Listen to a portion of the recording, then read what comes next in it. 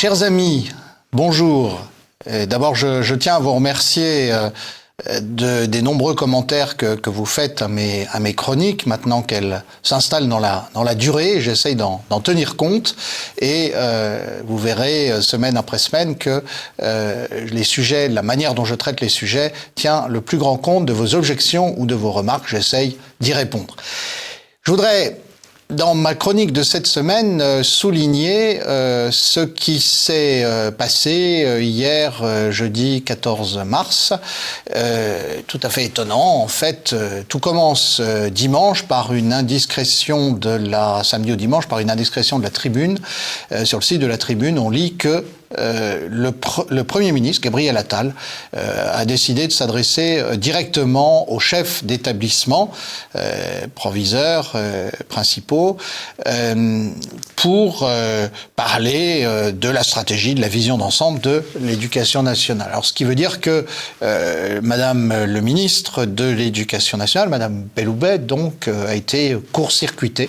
Alors, après ça, la com gouvernementale a fait en sorte de rattraper la chose, mais enfin, on a une situation caricaturale. Je l'ai dénoncé plusieurs fois dans ces chroniques, qui consiste à finalement ramener le pilotage du système éducatif le plus haut possible.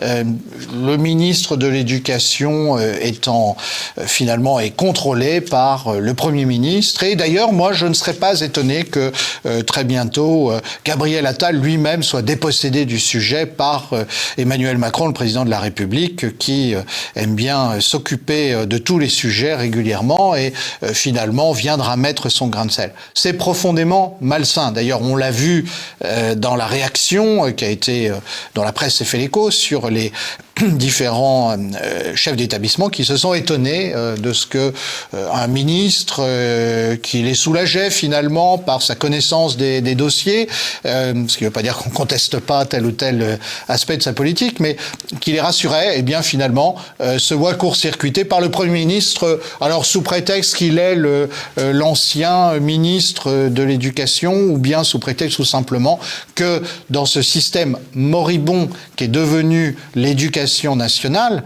attention, je ne dis pas l'école publique en général, je dis simplement le système éducation nationale, eh bien, le Premier ministre, voire le président, se mêle de tout. On pense que la centralisation et la verticalité sont le remède à tout, alors qu'en fait, ça ne fait que empirer le mal. On n'a qu'à voir d'ailleurs le pronostic que j'avais fait sur les classes de niveau et sur l'impossibilité de réformer de manière centralisée et d'introduire cette réforme se confirme, puisque récemment des économistes membres du Conseil scientifique de l'éducation nationale ont démissionné bruyamment, en désaccord avec les classes de niveau. Ça n'est que le début des péripéties de cette réforme qui s'enlisera dans les sables.